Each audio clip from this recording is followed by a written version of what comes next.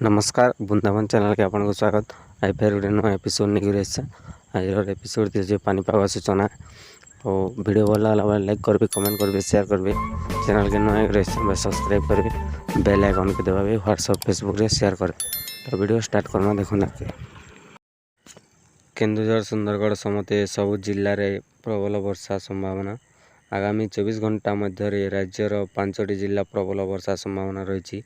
यही जिला गुड़िक मध्य केन्दुझर, सुंदरगढ़, देवगढ़, संबलपुर और झारसुगुड़ा आदि बरगढ़ रही।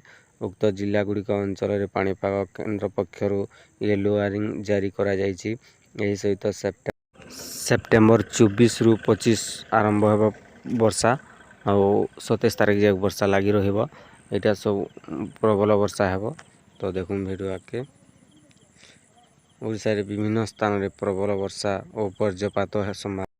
सेप्टेम्बर 28 तारीख पाग मुख्य सुखिला रहिबो। सूचना अनुसार मात्राधिक वर्षा जोगुं राज्यर जगतसिंहपुर, केन्द्रापड़ा, कटक, पुरी, खोर्धा, बालेश्वर, भद्रक, मयूरभंज, ढेंकानाल, नयागढ़, बलांगीर, जाजपुर, बरगढ़ 2.40 लाख हेक्टर जमीर धान, 10,000 हेक्टर जमीरे अणधान यथा डाली, चना, परिबा पानी रे बुड़ी रही। एथिरू मयूरभंज 33 हेक्टर डाली एवं परिवार नष्ट होइथिबा जଣା पड़िछि। अन्य पक्षरे अगस्ट मासरे आवश्यक वर्षा होई नथिबारु विभिन्न स्थान रे आर्द्रता प्रभावित होइथिला। धान चाषर अभिवृद्धि बाधाप्राप्त होइथिला। सेप्टेम्बर वर्षा परे सेही बोली स्थिति नाही। तेबे अभिवृद्धि पूर्व प्रभावित थिबारु विशेष सुधार होई पारि नाही। तेणु घास बाछिबा, अधिक सार व्यवहार पाई कुहा जायछि। वर्षा जोगुं बलांगीर, कलाहांडी एवं ढेंकानाल 6,000 हेक्टर धान रोपण रे उन्नति होइछि। सूचना अनुसार चलित वर्ष 53 लाख हेक्टर धान, 8,35,000 हेक्टर डाली जातीय, 3,82,000 तैल बीज, 5,87,000 हेक्टर परिबा समते समुदाय, 61,96,000 हेक्टर चाष पाई लक्ष्य धार्य होइथिला। कृषि विशेषज्ञ अनुसार वर्षा जोगुं डाली जातीय फसल 31%, तैल बीज 47% स्वाभाविक हेबा नै आशंका रही। तेबे प्रकृत रे एहा केते प्रभावित होइछि एसआरसी विस्तृत रिपोर्ट आसिबा परे जाई सुष्ट हेबो स्पष्ट। लघुचाप जनित लगाण वर्षार विभिन्न नदीर बन्या आसी जाजपुर जिले में बड़ चना ब्लॉक बेग क्षतिग्रस्त होइछि। विशेषकर एबे भी बहु पंचायत जलबंदी अवस्था थिबा बेले रास्तार पानी चालू थिबा जोगाजोग विभिन्न होइछि। अन्य पटरे जमीरे पानी जमी रहिबा फल फसल नष्ट होइछि, जहा फल चिंतार चाषी कूल। घरे पानी, रास्तार पानी, जमीरे पानी। ए दृश्य हेउछि जाजपुर जिला बड़ टोणा ब्लॉकर लघुचाप जनित लगाण वर्षा जोगुं ब्राह्मणी और गोबरी नदी रे बन्या आसी बेस प्रभावित होइछि। बड़टोणा ब्लॉक 24टी पंचायत रे पानी पशिछि। अन्यपटे मांडका पंचायत और अच्युत्य बसंत पंचायत बन्या रे बेस क्षतिग्रस्त होइछि। घरे पानी पशिबा सह गड़जित और उदयगिरी रास्तार बन्या जल प्रभावित होइथिबारु जोगाजोग विच्छिन्न होइछि। एकर एकर चाष जमी रे बन्या जल जमी रहिबा फल फसल संपूर्ण भावे नष्ट होई जाइछि। पुराई ब्लॉकर तंडरा, बड़ बिरुआ, पहंगा और गुलेईपुर एवं रसुलपुर ब्लॉक रे ओडिशा, सिंगापुर, बाराबाटी और कलण आदि पंचायत रे चाषी बाइगण, बिलाती, काकुड़ी, पोटल, कलरा, झुणगा, कोबी, जह्नी, भेंडी और कखारू आदि चाष करथिले। हेले चलित बन्या चाषी पाई हेला काल लगाण वर्षा। बन्या छाड़ी जिबा परे चाषी मुंडरे जेमिति चड़क पड़िछि। वर्ष जाकर परिश्रम को बन्या पानी धोई नहीं जाइछि।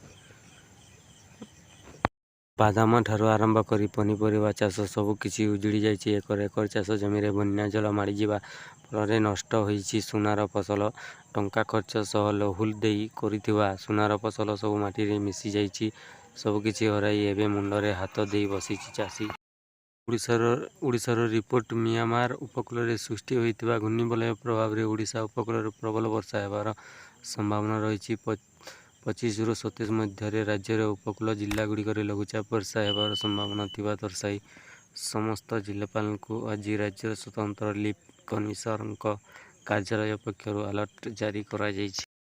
ପାଣିପାଗ ବିଭାଗରୁ ମିଳିଥିବା ତଥ୍ୟ ଉଲ୍ଲେଖ କରି ଏସ୍ଆର୍ଏସ୍ଙ୍କ ଅଫିସ କହିଛି ଯେ ମିଆଁମାର ଉପକୂଳରେ ଘୂର୍ଣ୍ଣିବଳୟ ସୃଷ୍ଟି ହେଉଛି। ଏହାର ପ୍ରଭାବରେ ବଙ୍ଗୋପସାଗରରେ ଓଡ଼ିଶା ଉପକୂଳରେ 24 ତାରିଖ ସନ୍ଧ୍ୟା ସୁଦ୍ଧା ଏକ ଲଘୁଚାପ ସୃଷ୍ଟି ହେବାର ସମ୍ଭାବନା ରହିଛି, ଯାହାର ପ୍ରଭାବରେ 25-27 ତାରିଖ ମଧ୍ୟରେ ବାଲେଶ୍ୱର, ଭଦ୍ରକ, ଯାଜପୁର, କେନ୍ଦ୍ରାପଡ଼ା, ଜଗତସିଂହପୁର, କଟକ, ପୁରୀ, ଖୋର୍ଦ୍ଧା, ନୂଆଗଡ଼, ଗଞ୍ଜାମ, ଗଜପତି, କେନ୍ଦୁଝର ଓ ମୟୂରଭଞ୍ଜ ଜିଲ୍ଲାରେ ପ୍ରବଳ ବର୍ଷା ହେବାର ଆଶଙ୍କା ରହିଛି। ସେହିପରି ଆଜି ସମଗ୍ର ରାଜ୍ୟରେ ହାରାହାରି 8.2 ମିମି ବର୍ଷା ରେକର୍ଡ କରାଯାଇଥିବା ବେଳେ ମୟୂରଭଞ୍ଜ ଶୁଲିଆପଦା ବ୍ଲକରେ ସର୍ବାଧିକ 205 ମିମି, ଚମ୍ପୁଲିଙ୍ଗା, ଡିଙ୍ଗରା ଓ ସାରସଙ୍କଣା ବ୍ଲକରେ 111ରୁ 134 ମିମି ବର୍ଷା ରେକର୍ଡ କରାଯାଇଛି। 5ଟି ବ୍ଲକରେ 50ରୁ 100 ମିମି ବର୍ଷା ଓ 38 ବ୍ଲକରେ 20ରୁ 50 ମିମି ବର୍ଷା ରେକର୍ଡ ହୋଇଛି। ଚଳିତ ମାସରେ ଭଲ ବର୍ଷା ସତ୍ତ୍ୱେ ରାଜ୍ୟରେ 6ଟି ଜିଲ୍ଲା ଯଥା କେନ୍ଦୁଝର, ଦେବଗଡ଼, ଭଦ୍ରକ, ସୁନ୍ଦରଗଡ଼, ସମ୍ବଲପୁର ଓ ଝାରସୁଗୁଡ଼ା ଜିଲ୍ଲାରେ ଚଳିତ ମୌସୁମୀ ନିଅଣ୍ଟିଆ ବର୍ଷା କରାଯାଇଛି। ଏଠାରେ ହାରାହାରି ବର୍ଷା ତୁଳନା 19ରୁ 39% କମ୍ ବର୍ଷା ହୋଇଛି। ସମଗ୍ର ରାଜ୍ୟରେ କୁନୁରୁ ଆଜି ପର୍ଯ୍ୟନ୍ତ ହାରାହାରି 8.6% ନିଅଣ୍ଟିଆ ବର୍ଷା ରେକର୍ଡ କରାଯାଇଛି ବୋଲି ଏସ୍ଆର୍ସିଙ୍କ କାର୍ଯ୍ୟାଳୟରୁ ମିଳିଥିବା ତଥ୍ୟ ଅନୁଯାୟୀ ଆସନ୍ତା 48 ଘଣ୍ଟାରେ ଏହା ଉତ୍ତର ପଶ୍ଚିମ ଦିଗରେ ଗତି କରି ଉତ୍ତର ପୂର୍ବ ଓ ପୂର୍ବ କେନ୍ଦ୍ରୀୟ ବଙ୍ଗୋପସାଗରରେ ପହଞ୍ଚିବ ଓ 24 ତାରିଖ ସନ୍ଧ୍ୟା ସୁଦ୍ଧା ଏକ ଲଘୁଚାପ କ୍ଷେତ୍ରରେ ପରିଣତ ହେବ। ପରବର୍ତ୍ତୀ 48 ଘଣ୍ଟାରେ ଏହା ଉତ୍ତର ପଶ୍ଚିମ ଦିଗରେ ଗତି କରି ଓଡ଼ିଶା ଉପକୂଳ ନିକଟରେ ପହଞ୍ଚିବ ବୋଲି ଭାରତୀୟ ପାଣିପାଗ ବିଭାଗ ପକ୍ଷରୁ ପୂର୍ବାନୁମାନ କରାଯାଇଛି। ଏହି ଲଘୁଚାପ ପ୍ରଭାବରେ 25 ତାରିଖ ଠାରୁ ଓଡ଼ିଶାର ବିଭିନ୍ନ ଜିଲ୍ଲା ବିଶେଷ କରି ବାଲେଶ୍ୱର, ଭଦ୍ରକ, କେନ୍ଦ୍ରାପଡ଼ା, ଜଗତସିଂହପୁର, ଖୋର୍ଦ୍ଧା, ପୁରୀ, ନୂଆଗଡ଼, ଗଞ୍ଜାମ ଆଦି ଜିଲ୍ଲାରେ ପ୍ରବଳ ବର୍ଷା ହେବାର ସମ୍ଭାବନା ରହିଛି। ଏହି ଲଘୁଚାପ ପ୍ରଭାବରେ 27 ତାରିଖ ପର୍ଯ୍ୟନ୍ତ ରାଜ୍ୟର ବିଭିନ୍ନ ଜିଲ୍ଲାରେ ବର୍ଷା ଲାଗି ରହିବାର ସମ୍ଭାବନା ରହିଛି ବୋଲି ପାଣିପାଗ ବିଶେଷଜ୍ଞ କହିଛନ୍ତି। ଏହି ସମୟରେ ସମୁଦ୍ର ଅଶାନ୍ତ ରହିବାର ସମ୍ଭାବନା ଥିବାରୁ 25 ଓ 26 ତାରିଖ ମତ୍ସ୍ୟଜୀବୀଙ୍କୁ ସମୁଦ୍ର ମଧ୍ୟକୁ ନ ଯିବାକୁ ପରାମର୍ଶ ଦିଆଯାଇଛି। ଶୁକ୍ରବାର ଦିନ ସନ୍ଧ୍ୟାରେ ପ୍ରବଳ ବର୍ଷା ହେବା ବୋଲି ସମ୍ଭାବନା ରହୁଛି। ଏଇଟା ହେଉଛି ବରଗଡ଼, କଟକ, ଭୁବନେଶ୍ୱର, ଖୋର୍ଦ୍ଧା, କୋରାପୁଟ, ନବରଙ୍ଗପୁର, ମୟୂରଭଞ୍ଜ ଜିଲ୍ଲା ଗୁଡ଼ା ଯେଉଁ ରହିଛି ଏ ଜିଲ୍ଲାରେ ସବୁ ପ୍ରବଳ ବର୍ଷା ହେବାର ସମ୍ଭାବନା ରହିଛି। ଏସ୍ଆର୍ସିଙ୍କ ରିପୋର୍ଟ ଅନୁଯାୟୀ ବଙ୍ଗୋପସାଗରରେ ଗୋଟିଏ ଲଘୁଚାପ ସୃଷ୍ଟି ହେଉଛି। ଗୋଟିଏ ଥରେ 2ଟି ଲଘୁଚାପ ସୃଷ୍ଟି ହେଉଛି। ଏଇଟା ପ୍ରବଳ ବର୍ଷା ହେବ ବୋଲି ରାଜ୍ୟରେ ସୂଚନା ମିଳିଛି। କାଲୁଠାରୁ ପାଣି ଟିକେ ପାଇବାର ଆରମ୍ଭ କରିବା 25 ତାରିଖ ପ୍ରବଳ ବର୍ଷା ହେବା ବୋଲି ସମ୍ଭାବନା ରହୁଛି। ମାସ ଅନୁଯାୟୀ ଏହି ସେପ୍ଟେମ୍ବର ମାସରେ ବହୁତ ବର୍ଷା ହେଲାଣି। ଆଉ ଚାଷୀମାନଙ୍କ ମୁଣ୍ଡରେ ହାତ, ସବୁ ଚାଷୀ ନଷ୍ଟ ହୋଇଗଲାଣି। ଧାନ, ଗହମ, ତେଲ, କଲରା, ଭେଣ୍ଡି, କୁନ୍ଦୁରୁ ସବୁ ଚାଷ ବର୍ବାଦ ହୋଇଗଲାଣି। ଏଇଟା ଆସନ୍ତା 24 ଘଣ୍ଟା ମଧ୍ୟରେ ପ୍ରବଳ ବର୍ଷା ହେବ। ରାଜ୍ୟରେ ଚାଷୀମାନଙ୍କ ପାଇଁ ସତର୍କ ସୂଚନା। ସମୁଦ୍ର 25 ତାରିଖରୁ ଅଶାନ୍ତ ରହିବ 27 ତାରିଖ ପର୍ଯ୍ୟନ୍ତ। 28 ତାରିଖ ପାଗ ଶୁଖିଲା ରହିବ। ଏ ଏସ୍ଆର୍ସିଙ୍କ ରିପୋର୍ଟ। ପାଣିପାଗରେ ବହୁତ ନଷ୍ଟ ହୋଇଗଲାଣି। ସବୁ ଚାଷ ଜମିରେ ପାଣି ମାଡ଼ି ଆସିଛି। ହଁ, ଭିଡ଼ିଓ ମୋର ଭଲ ହେଲା ବେଲେ ଲାଇକ୍ କରିବେ, କମେଣ୍ଟ କରିବେ, ସେୟାର କରିବେ। ଚ୍ୟାନେଲ୍କେ ନୂଆ ହେଇକି ଆସିଛନ୍ ବେଲେ ସବସ୍କ୍ରାଇବ୍ କରିବେ। ହ୍ୱାଟ୍ସଆପ୍, ଫେସବୁକ୍ରେ ସେୟାର କରିବେ। ଭିଡ଼ିଓ ମୋର ସବୁ ପୁରା ଦେଖିଥିବାରୁ ଆପଣଙ୍କୁ ବହୁତ ବହୁତ ଧନ୍ୟବାଦ। ନମସ୍କାର।